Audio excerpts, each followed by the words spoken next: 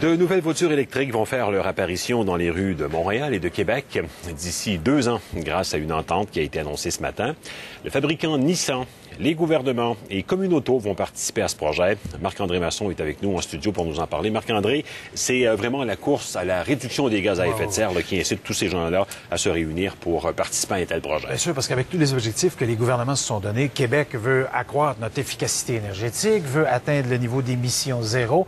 Donc, c'est pour cette raison-là qu'on se lance on appuie un nombre d'initiatives. Il y en a à Boucherville, il y en a sur le campus de l'Université Laval. Donc, Nissan va lancer sa Leaf à la fin de l'année 2011, à Montréal et à Québec probablement. Il faut finaliser l'entente là à Québec, mais bon, ça s'en vient. Et ça sera dans la flotte de Communauto. Vous savez, ce partage d'auto, les gens qui s'abonnent et qui peuvent comme ça prendre pendant quelques heures la voiture. Benoît Robert, qui est le président de ce groupe-là, nous a dit que, bon, au début, les voitures traditionnelles et ces voitures totalement électriques seront au même prix, mais il va falloir ajuster peut-être les prix à l'usage au niveau de la concurrence et au niveau de l'efficacité. On peut écouter M. Robert là-dessus.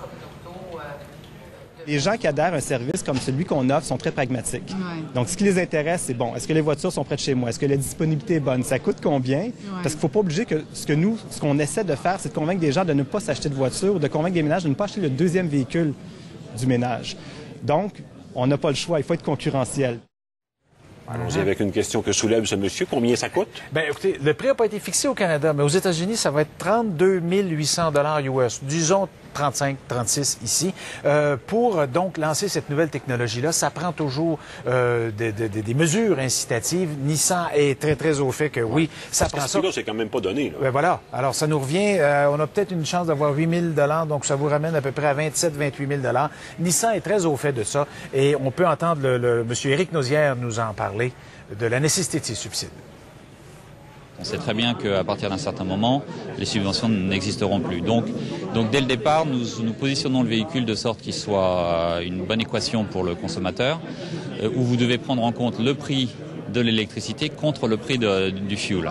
Le fait aussi que c'est un véhicule qui a zéro émission aussi est quelque chose qui peut en convaincre beaucoup.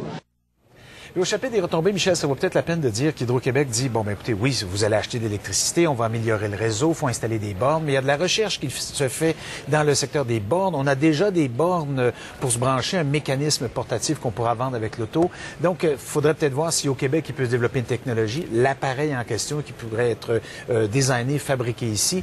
Mais tout ça, c'est à voir. Parce que dans le moment, il y a déjà des plans, puis ça n'inclut pas nécessairement des bornes ou des produits canadiens ou québécois. On en a pour quelques années, sans doute, avant que tout ça ne se concrétise. On a le temps de respirer quelquefois. Je pense. Voilà. Merci Marc-André. Au revoir. Au revoir.